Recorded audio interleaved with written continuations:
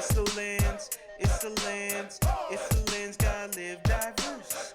It's the lens, it's the lens, it's the lens, live diverse. You are listening to The Lens Living Diverse, a podcast brought to you by the CNIB advocacy team. Join Neisha, Vivi, and I as we speak to individuals with intersecting identities who live with sight loss as they share their unique stories. Hello, everybody, and welcome to another edition of The Lens Living Diverse. I am one of your hosts, Ben, joined by my co-host, Vivi. Vivi, how's it going today? It's going pretty well, Ben. Hello, Lens listeners. Welcome to another edition. Yeah, gotta love another edition. So, this month is a special month. This month is September, when we are recording, and hopefully when it is being released. And it is Guide Dog Awareness Month. Woo woo!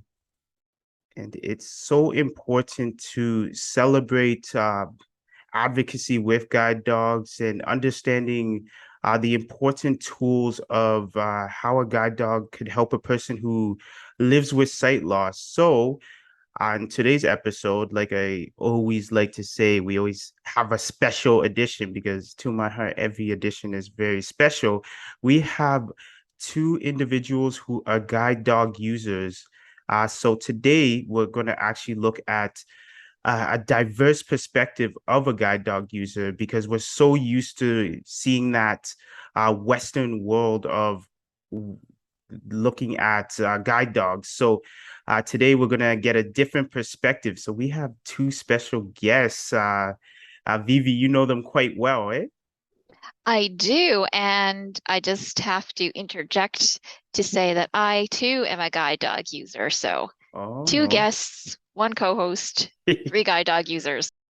I would like for the Lens listeners to meet Andrea McIvor. Andrea, do you want to say hello? Sure. Hi, everybody. I'm excited to be here. First time I've ever been a part of something like this. But I am a fifth-year university student, and I have been a guide dog user for 3 years. And Andrea is also one of my advocacy volunteers. And the other guide dog user we have today is Steve McKinney, also one of my excellent advocacy volunteers and a guide dog user. Steve, why don't you say hello to the audience? Hello, my name is Stephen McKinney. I've been a guide dog user for 26 years. I'm on my third dog, and I'm currently looking for employment. I appreciate you saying that, Steve, because the theme for Guide Dog Access Awareness Month this year is employment. And our tagline is Guide Dogs Belong in the Workplace, It's the Law. exactly. And it's such a pleasure meeting both Andrea and Steve, and I feel like I'm the odd man out. I was actually going to get a guide dog just for this episode, just just to fit in with you folks. But I digress. If we could hear a little bit more about you two folks, so if you could explain your different identities as well as being guide dog users. So we're gonna start with you first, Andrea. Sure. So I don't know what all to include, but so I am an Indigenous person who Cree. So when I grew up, I kind of grew up kind of on the reserve, kind of not on a reserve. And then I've been living in a city for like the past few years. So actually, when I got a guide dog, I've already been living in the city. Um, so, but like taking her home for like, that visit that happens every once in a while is definitely something that I used to worry about. Mm, thank you so much for sharing, Andrea. And Steve, for yourself. I've been in the city all my life, and I've used the guide dog. This is my third one, and I've had him for 26 years. So most of the time was in the city. But when I went back to the reserve for visiting, I always also brought my service dog with me. Excellent. Thank you so much for you both sharing your experiences and just a different perspective. So I'm going to go into the first question, if you don't mind. And no, actually, before I go into the first question, Vivi, how long have you had your guide dog for? Oh, thanks, Ben. I left myself out of the conversation. So I am also on my third guide dog, and I've had my current guide dog for 3 years. Okay, wonderful, wonderful. Okay, so I am going to go into the first question. So, something I would love to know, as well as the listeners, uh, can you share your experiences of being a guide dog handler? So that means barriers, stories, experiences, and as well as incorporating that in your culture. So I am going to start with you first, Steve. If you could share some of your stories. Oh, yeah. And I forgot to mention I'm Ojibwe. So what it is when I have my service dog, I usually go to powwows and traditional ceremonies like sweats. But usually, what I usually do is I leave the dog at my father's house since he does sweats. Or if I'm at a powwow, there was only one incident where I had a problem where I couldn't bring him to the arbor because while I was there, somebody came with tobacco to me to said that they felt bad, but they couldn't bring guide dogs there. I'm not sure what the reason was that time. So I had to go back to the camp and listen to the powwow from there. I wasn't able to bring my service dog with me. So I think it depends on which reserve it was, because some of them are allowed it. So I think each one was different on their tradition. So that's the barrier that I had once at a powwow in the States. And it's very interesting because, like I said at the beginning of the podcast, uh, utilizing a dog is it's a team effort, and it's almost like leaving your uh, partner behind or not being able to go uh, because of having a dog. So yeah, thank you for sharing that, Steve. Do you have any other stories that you'd like to share or barriers that you found as being a guide dog owner? Well, usually when I go for like a sweat, usually I just leave them at a location, like I leave them at home, or because my dad does a sweat, I usually leave him in his place, and I don't usually question it why we can't bring a service dog to a sweat, but I kind of think maybe it's the heat, the maybe it's the people in there, like because it's a crowded, small place too. So I'm not sure the reason why, but I usually don't question it too. Yeah. So I usually go by the elders, what they believe in and what I was grown up with. Yeah, totally understand. Totally get where you're coming from for sure. Next, we're going to move on to you, Andrea. Is there any barriers or stories or experiences that you'd like to share regarding your culture and being a guide dog handler? Sure. So coming from a total opposite perspective of Steve, I have never been to a sweat, so I haven't had to worry about, bringing my dog or leaving my dog in that regard. However, but in terms of powwows, like I never take my dog at all. Mostly because it's loud. There's tons of people. There's tons of unsupervised children, and you know how kids are with dogs. Mm-hmm. Um, and sometimes it's in a place like an arena, which would be okay, and sometimes it's outdoors. And so like I think like just having a guide dog in those areas is just it's not needed because if you don't know where you're going and there's no like like walkways or whatever, then I don't know about you guys, but my dog gets confused. Especially if we're just like walking with a group of people like through the grass to get to somewhere else, then she like doesn't know where to go and she gets really confused. So I tend to leave her at home for all of those things. um Like, for example, back in June, I think it was, I went to the Manitowabi Festival in Winnipeg. And I went with my mother and my sister, but I left my dog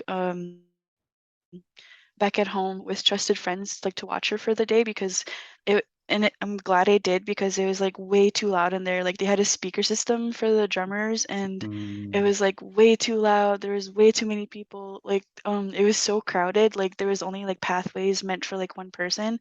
So even me just going side of guide with my cane was hard enough. Like I couldn't imagine like, having my guide with me and trying to navigate that area. And it was just like way too loud, way too many people, and it would not have been like a suitable situation. But in saying that, like when I do go home to the reserve, like we don't go anywhere. We can't go for walks. We can't do like much anything like that. Because there are tons of like stray dogs, dogs that are just not kept at home. And some of them actually like group up into packs, which is not great at all. So like, when we do go home, like she goes for car rides, or she plays outside in the yard on a long line. So, at least we're not, where we can run into any dogs at all. And my parents or my siblings can be out there to watch as well. Because sometimes, we do run into dogs that follow vehicles. So there's that thing too. So we can't unfortunately do a whole lot when we go home. It makes a lot of sense. The fact that you would keep your dog either in a car or not in the open. And that's very interesting because this is something that I bet a lot of listeners didn't really know in certain areas that you wouldn't feel comfortable taking your guide dog. Yeah, so a very, very, very interesting, and it's an interesting dynamic as well, and that's something that we don't realize with culture. So, Vivi, what about yourself? Well, coming from your Caribbean background with having a guide dog? Yeah, thanks for asking, Ben. And before I respond, I just want to touch on something that Andrea said and that you've alluded to earlier in the podcast, which is that being part of a guide dog team is definitely a partnership. I know probably the overriding assumption is that, the guide dog is there for us and to meet our needs in terms of mobility. And while that is very much true, we as responsible guide dog handlers also have to look after, the needs of our guide dogs, and when it is or is not appropriate to have them with us, their comfort and safety in caring for them and enabling them to continue to do the job that they do, which is so important, which is keeping us safe. So I appreciate Andrea saying, like in some contexts, it's just not beneficial to have her guide with her. And I feel the same way too. It depends on the situation, whether I would bring my guides or leave them, because it's not only my safety, it's their safety and their ability to, handle that situation and make sure that, they're not put in a situation that would cause them stress, so that they can continue to do the work they've been trained to do for, years of their long, happy, healthy working life.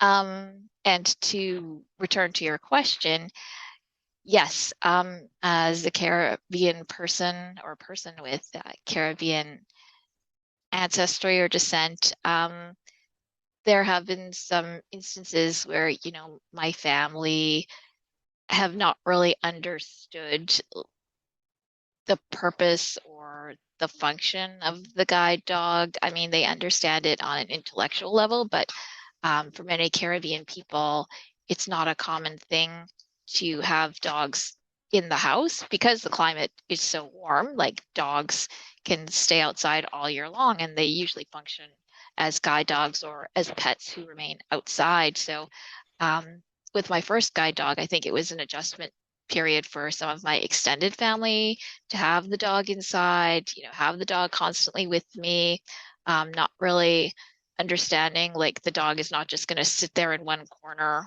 throughout the family event and not move. Like they get up, they move, they stretch. Unfortunately, they do shed hair. So, that's a concern in terms of, how comfortable people are with uh, hygiene. Of course, we as handlers keep them as clean as we possibly can because they travel with us in the public in all sorts of areas. But just, yeah, negotiating sort of the Western idea of, yes, it's a guide dog and it's helping me and it goes everywhere that I go. Placing that against kind of cultural ideas about where and when non-human animals belong in the domestic space. Yeah, I was going to recall that too about what you were saying about that powwows, because there's also certain times that I have no babysitter for my dog. So when I went to the States, I didn't have really anybody to watch him, so I had to take my service dog with me. But now I have more support with the dogs right now that I could get a babysitter just like that. One of my friends, she hopes to have him when he retires. So she's the one that usually watches him when I need to go any place where I can't take my service dog. So I understand what she was saying about that. She doesn't always take the dog with her, like the Manitowabi when it was at the Yeah. RB convention. I brought him Yes. there once because I knew I was only going to be there for like half hour or so. And Mhm. so that problem, I understand what she was saying, was too many people. And that's why I had my dog the same problem, because he couldn't keep still. Because also at the one at the convention center, the ground shook Oh. when they're dancing, so he couldn't keep still. But I had to leave earlier because he couldn't handle the laying on the ground while there was lots of kids bothering him, and then the ground was shaking when they're dancing. Mhm. So I had to leave early. So I just came there for a bit. Yeah, and when I went to that festival, I actually um had to like ask my friend like last minute if she could babysit her for the day. But I just wanted to go back to what you said about a friend wanting to have your dog after it retires. Yeah. I have so many people telling me that they want to take my dog, and like I literally have a list of people, and they're like, when she retires, can I take her? And I'm just like, no, like I'm keeping her. Like there's so many people. I'm just like, you guys want to take her away from me? Like, is that what you guys are doing? Yeah, they totally become a part of the family, right? Like I retired my two previous dogs and yeah, they stayed with me. They were my family. Like, no, I wasn't gonna let them go back to their puppy raisers or, to one of the many people that have signed up to adopt retired guides. Yeah, see, with me, when I had my first dog, before I even got a service dog, that was the thing I had to make a decision. Am I going to keep the dog when he retires or not? But because I lived in a subsidized housing, even right now, I knew I wouldn't be able to keep him as a pet since they don't allow dogs at houses or subsidized housing like an apartment I'm living right now. So I made the decision even before I got a service dog that I'd have to take him back. But I also knew it would be hard to let go of a dog because of all the years in bonding that you've been together. And even hearing this conversation, me being that one person who doesn't have a guide dog, and it at the back of my mind over the years, I have been thinking like, because I hear so many stories about how it is easier to navigate with a guide dog compared to a cane, and the fact that it's a friend of mine made mention that it's like butter. You're just like flying and gliding down the street. But I'm gonna go back to that cultural aspect and what Vivi was making mention about. In the West African culture, dogs were always outside. Even me growing up, I never grew up with a pet. So I have that mindset of the dogs ain't supposed to be inside, and even my parents being like, why is that dog here? Or even extended family members. But I really love the connections that you're you're showing, because all that changes. So a question for you folks is, when you initially got your dog, was that the same mindset that ran through your head, or did you know that you wanted a dog? When I went blind back in 2015, I knew like I wanted to get a guide dog as soon as possible because, I went through most of my life being sighted, right? Like not perfectly sighted, but sighted nonetheless. So going from like, being able to do everything independently to like being almost not as independent at all was really hard for me. So like I knew I wanted to get a guide dog as soon as I learned about them. It took me a few years. I finally got her in 2019. But taking her home back to the reserve was, from a cultural perspective, difficult. Because like you yourself, Ben and Vivi, a lot of the people back back where I live, didn't don't really know like what a service dog is or like that they're protected by a law and etc. So back when the pandemic first began, we were stuck at home. It was like the dead of winter, and like she wasn't getting any work because we used to live in the residence, and so we'd go back home every summer. Um, so I actually took her just to get like a little bit of work in harness work. I took her to the store on the reserve, and they almost wouldn't let me in because like they didn't understand like that a dog could be a service dog and that this dog was well behaved, because like all they knew were basically like the dogs that they had on the reserve. So when they did let me in, but they were like, just make sure the dog doesn't like do any business inside the store. And I was like, no, no, no. I was like, she won't. And there's actually this other time my mother and I were shopping in a small town near the reserve, and there was this elder. She saw us standing in line, and my dog was just calmly standing there beside me, looking around and not being disruptive or anything. And she was like so amazed, like she just stopped and like stood there and kind of just stared at us for a few minutes, and she was like, oh my god, that dog is so like well behaved. And she just kept on repeating it, like she couldn't like believe her eyes. There's like this nice looking well behaved dog that wasn't doing anything, sniffing anything. And yeah, like she was just so amazed to see that. I bet people who do have those perceptions of, I'm not going to let a guide dog in a restaurant, or I'm not going to let them in an Uber or a ride share, or I'm not going to let them in my house, that those perceptions come from people thinking guide dogs are regular dogs and not trained and probably going to rip up everything. But Andrea, perfect example of just seeing a guide dog at work and showing that, hey, look, this wonderful dog is so well behaved and it's so responsible. So definitely, I think those are ways to show the importance of or the tool of a guide dog.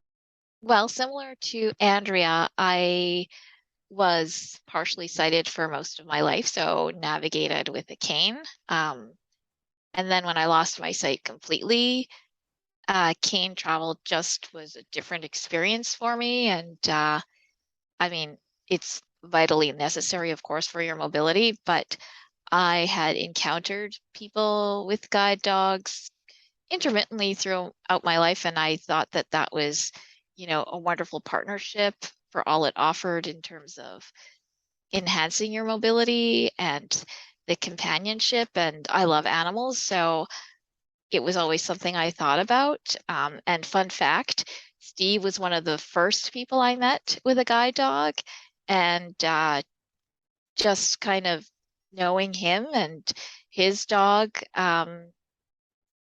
in the way they interacted, and he was often at events that I was at. Just seeing that teamwork, that kind of definitely motivated me to take action and really seriously consider getting a guide dog once I had completely lost my sight. So yeah, and I agree. It's just a different way of moving through the world. It's A seamless roller coaster. and it's fluid in a way that, working with a cane isn't. They're different. They're both useful. They're both necessary. They are all both get you where you need to go. But just working in a team with a guide dog, it's almost an indescribable experience for the mobility that it offers and the companionship and everything that comes from that relationship. Definitely. Yesterday I took my dog out just for a walk on the leash, and so I had my white cane with me. And yeah, like when you working them in harness, like you don't notice like half the things you walk by on a daily Mm-hmm. basis. Mm-hmm. So because I had my cane yesterday and she was just on leash, I was following the grass line along the sidewalk, and I walked right over a manhole that I didn't even know existed until today. And I was like, when did that get there? Oh, wow. Like I've walked this way like 1,000 times, and like I've never knew it was there until yesterday. Interesting that. Wow. Look at that. Just been gliding all this time. Yeah. Yeah, and even with that said, Steve, and we just got a tidbit. We got a Lens Living Diverse exclusive. You were the one who got Vivi to get her dog, like one of the motivations. So, see, this is what the Lens is all about. It gives you breaking news. So, Steve, what was your process when you first got your dog? I was single that time, so I wanted to be a chick magnet. We love honesty on the Lens. So where do I register? That was a thought back then, but then once I just started learning about guide dogs, then I understood it more. So then that's why I said a roller coaster, because once you grab that handle, that dog wants to work and he knows what he's doing. So then I don't feel blind when I'm with a service dog. That's the same thing with a cane, but a little slower and more cautious. But with a dog, you get used to that over the years when you bond. You could do anything. You could go anywhere. Because I sometimes walk from down here where I live, say Vittel, to downtown. I go to Cinnamon Park. I walk from there to Polo Park. So I walk all over the city. But then the pandemic stopped it. So that's why I wanted to get a dog, is to be more independent. And once I got the dog, that's how I felt, that I could just do anything I want. And nothing blocks it, because I could just walk anywhere. So I do lots of walking around, and I feel more independent with a service dog, like a roller coaster. And I just want to return to the thing that you said, Steve. The dogs actually do have, an untapped skill in that they definitely help you in social situations. Like people are drawn to the dog, so they'll come up and talk to you sometimes whether you want them to or not. But when I was a student, definitely having the dog helped me meet a lot more people and mix and mingle in a way that I don't think I would have been able to do just with my cane. Like I was able to, make new friends because the dog is a Socialize, great yes. conversation piece. They want to talk to the dog Yeah. and after they ask their questions about the dog, then they're kind of interested in you. So yeah, that's kind of Yeah. an unspecified skill that they do have. And I find that too, like people don't realize like you are blind when you have a dog until you tell them, and they're like, oh, really? Then what kind of dog is that? Like, Yeah, I still get that. mhm. I don't wear glasses, so that also helps it, because some people think you have to wear glasses in order to be blind. Yeah. But I just want to look cool if I do. Yeah. Yeah, like And there's actually been times nope. where I found like wearing sunglasses, and if I needed help, I'd get help quickly than not wearing sunglasses. Yes, Which is That's honestly very interesting. funny. That Yeah. is that's what I very do when I interesting. put them on too. Yeah, definitely interesting. And I find it funny because BB was making mention that it's a good start of conversation. So you're never gonna have people being like, oh, what breed of cane is that? Or how does it feel taking your cane out for a walk? So Your cane is so shiny. Yes. What Yeah. kind of tip do you have on that cane? yeah, good cane, good cane. Yeah. So I'm gonna go on to the next question because I know we brought up a lot about culture, and here on the Lens Living Diverse, we just love celebrating culture. We love talking about people's experiences within their cultures and informing listeners about their experiences. So I would love to ask both of you, what is your experiences with your cultures? Uh, do you find that your sight loss is celebrated? Do you find that there's aspects to learn? And this is your perspective. So, with the experiences that you had. For me, I know that's a bit tricky, because when I first went blind, a lot of like the attitude around me was kind of like stick me in a chair in a corner and like, I sit there until we leave kind of thing. And like nobody wanted to like really interact with me. If it was, then it would be like older relatives that wanted to see how I was doing with everything. Um, and like, the people that I used to talk to when I went to school under reserve, never really bothered with me again. Oh, And everything just kind of changed, went from, being okay to like more awkward in a sense, because like nobody knows how they should best go about interacting with you. And again, from my opinion, uh, disabled people are kind of just pushed to the back and kind of forgotten. Because like I know when I grew up before I went blind, um, I never saw people with disabilities, like at all. And like the people that I have heard of were kind of like shipped away and like never seen again, which is really sad. But yeah, that's my opinion and experience. Yeah, see, that's about the same thing like with me too. Like sometimes they don't know what to do, like how to react with you. Mhm. For instance, like if you want water or something, or they tend to forget that you're blind, and then they're waving at you. Mhm. Or when you're sitting there, and then all of a sudden you're in the middle of a conversation. All of a sudden, next thing you know, it's like somebody else comes in. Who are you talking to? Because they leave you, so you're in the Mhm. middle of the conversation. So, and that's the same thing what she was mentioning, that they put you in the corner and okay, there's wait here and we'll come feed you. We'll put the food on the plate, but meanwhile you could get up and get it yourself too. You just have to walk slow and be cautious on how you get your food. But sometimes they'll just let you sit there and then they'll get you your food for you. So sometimes you feel not independent when they do that.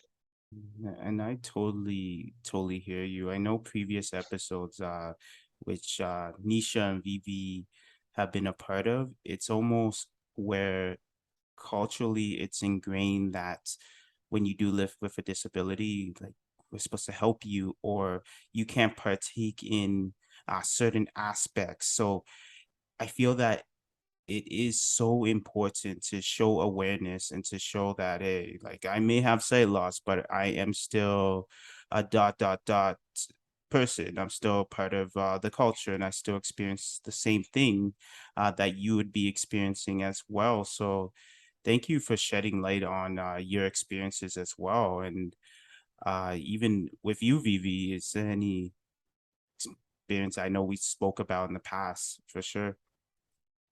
Yeah, I've mostly agree with what Andrea and Steve are saying in terms of the cultural experience. I find that the relatives that I have that knew me before and after sight loss while I was growing up,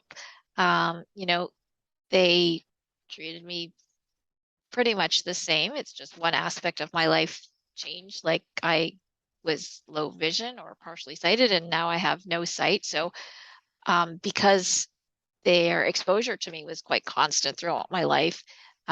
Their perceptions haven't changed, but I find that the relatives that may not have as much contact with me, their ideas of sight loss and disability may be different because of their cultural experience of people with disability from the island and country that they came from. And much like Andrea and Steve were saying, people with disabilities, like they're not out in society, they're not doing things, they're not participating in the same way. They're kind of, in the house and maybe cared for as opposed to having an active role in their own lives. So that's the biggest difference I would say that I've noticed and experienced.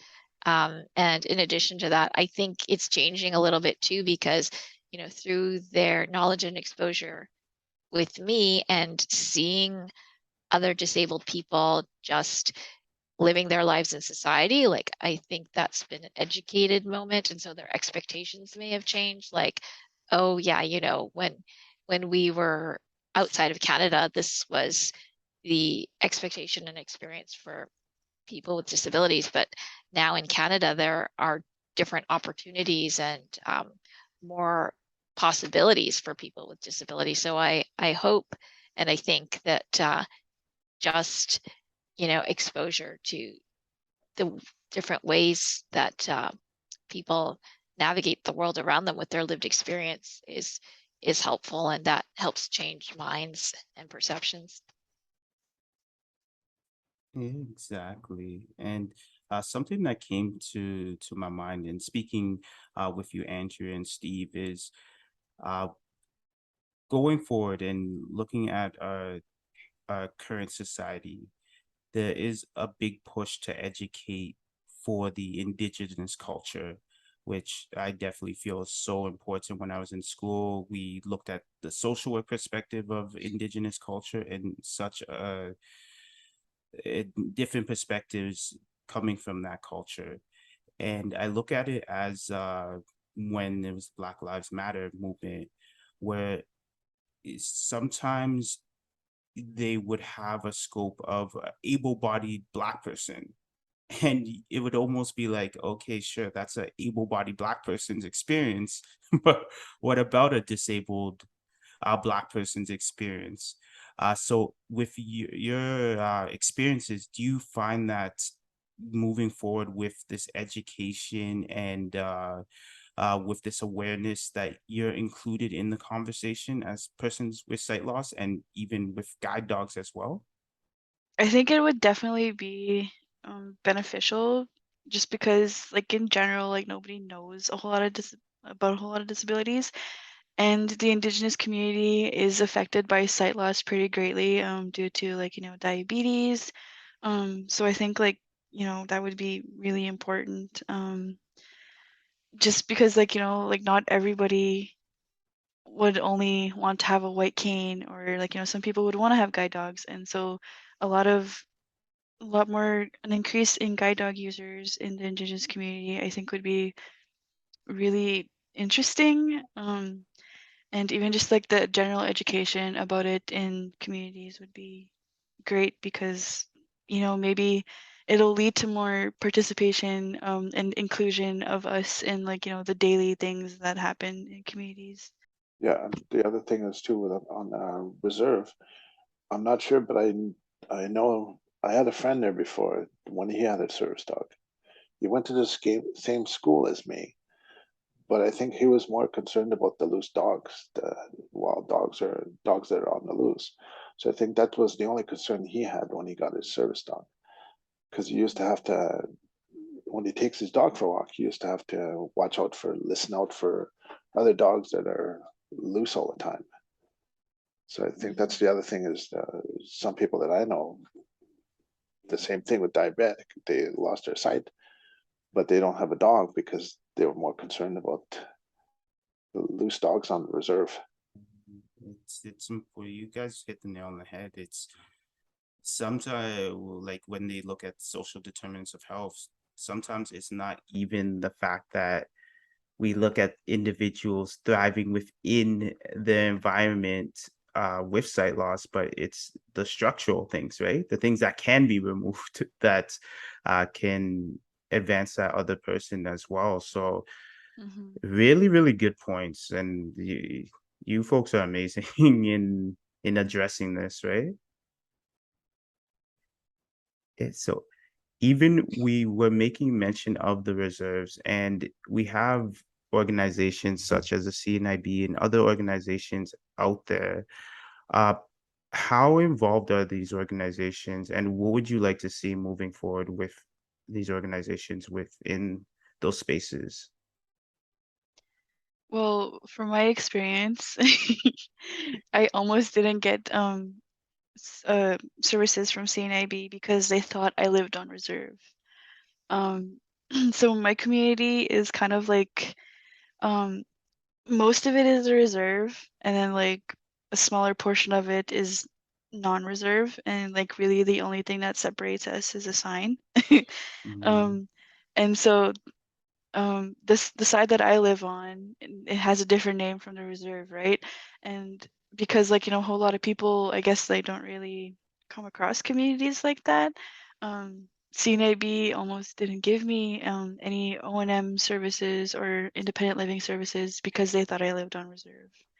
Um, and I think that's one of the drawbacks because again, like because of diabetes and sight loss, like there could be a lot of people on reserves that don't get services with CNIB simply because they live on reserve, and for a lot of them, like traveling to where they can have those services isn't really possible depending on their situation. Yeah, see, with me, I've lived in the city all my life, so I don't really have the experience to know what it is on the reserve, what she was just saying. So I'm not really sure how to answer that because I've lived in the city all my life, and it's all hearsay when I hear something from people that said they had experience about with a service animal on the reserve. So that's the only experience I have. It's from just from friends. and yeah, so even with that said, I know, and thank you, Steve. I appreciate your experience. With that said, Andrea, uh, is there equivalent of like O&M or iOS that you could utilize on the reserve, or? Um, Not as far as I know, because like I have heard viewpoints of other people who I know like who currently live on a reserve, and like like some people like do want to get out and go to like different places, but they can't because like they don't know how to use their cane, or like there's like so many barriers with that, and I don't know um, the reasons why CNIB don't service people on a reserve, but I think that would be like one very important and good change because I don't know, it's just I just find it weird that they don't offer that. Yeah, see, because I had one also friend. He lived up north, and he had to move to the city because he didn't have the support for his medical, and plus for to use a cane. And I think it was just the location that he had. He had to move to the city here Mhm. because he was having difficulty on getting support, like to learn Braille or to use a cane. And it was just maybe the way he where he stayed, it was hard for support to get there. And that was the last time I heard from him. I'm not sure if he moved to the city or if he still lives out up north. I think it's such important conversation to have. It is a very important conversation to have, even us as, even Vivi and I as individuals who work at CNIB, especially in advocacy for sure. So yeah, like these are a great conversation. And I remember talking to you, Andrea, and Steve last week, and since we've been recording, I've been thinking like, wow, like I did not know, and I was unaware. So, like I Yeah, said, same here. Yeah, I was not aware until you brought it up, Andrea, in our conversation. Yeah. so definitely so important to have these conversations. So important to to have shed light on who is missing out on these services, right, and falling through the cracks. So thank you for educating us, for sure. And I'm going to go into the last question. I feel like I could talk to you both for hours and hours, hands down, for sure. Just in this whole conversation, we talked about guide dogs. We talked about your culture. We also talked about the awareness of guide dogs and just awareness of people with sight loss. So wrapping everything up in a tight bow, and for the listeners, any last comments or anything that you would like the listeners to know coming out of this episode? I guess one thing that I would like to see people kind of like, I don't know about change, but see a difference in is the mindset of like, people with sight loss and without sight loss. Because I know for me, like I've been a part of like, just a regular chat group of Indigenous people, and I think some of them lived on reserve, but their mindset was like, I can't see, so I can't do anything. Like, despite hearing like, what other people with vision loss are doing out in the world, they're like, oh, well, I can't do that because I can't see. Like, everything's just Yeah. related to like not being able to see. It's like, well, it's not the point. It's like you can do stuff, but Yeah. you just have to get out of like that negative mindset. And then for people like without sight loss, I guess it would be very similar because it's like, you can't do anything because you can't see, right? So like, being more inclusive in terms of inviting people out to things, like, because some people do like to go out and get out, and but some people might not. So I kind of thinks it just depends on the person. Yeah. But yeah, being more inclusive and getting out of that negative mindset. Yeah. Also for support too, like we're all there because we all understand what we went through to lose our sight. So sometimes I used to get calls from someone who had just recently lost it, or an indigenous person I had from a friend that was also blind, but they wanted me to talk to the person because he was indigenous and to explain about how I lived through as a blind person, and talk about guide dogs and the sports I do too, because I do the variety of different sports. But then the pandemic is the one that slowed me down or stopped everything, just like everybody else. So that's why I know there's lots of support out there if we all talk to each other. Because that's the first time I heard about it too. What she said, she was in an Indigenous support group, you said? Yeah. Yeah. Excellent. Thank you so much for your opinions. And I like to say, what's textbooks? We don't need textbooks. We have individuals that we can learn off each other. And even just having this podcast, I learned a lot. I will definitely tap on you both to learn more. And even if we have another episode, anything else, even if it's just us sitting and chatting, a nice coffee, I am 100% down. Oh yeah, I'm totally down. I love talking to Andrea and Steve. I've had conversations with them in the past, and yeah, it's a delight to spend time and talk about things with them, advocacy related and non. No, First time for a podcast for me. excellent. It's such great people to have you on, because you both did incredible. So from here, we ran out of time, but I'd just like to thank You know both what? Andrea and Steve once again for coming on the Lens Living Diverse. You guys are amazing. Thank you for having me. Thank you for having me too. No problem. And I'm glad this is the first podcast, so we just made a little bit of history for both of you. So, everybody, thank you for listening to the Lens Living Diverse. What a wonderful episode we had with Andrea and Steve. If you like today's episode or any other episode, please like and subscribe to your favorite platforms. Also, if you would like to know more information about diversity and inclusion, please visit the CNIB webpage, go to Advocate, and then click on We Are CNIB. Also, if you have any questions or any input, or even just want to be a part of the Lens Living Diverse, please email us at advocacy@cnib.ca. Once again, advocacy@cnib.ca. So once again, I was one of your hosts, Ben, along with my co-host, Vivi. Thanks for listening, everyone. And in honor of Guide Dog Access Awareness Month, woof woof. Exactly. Peace.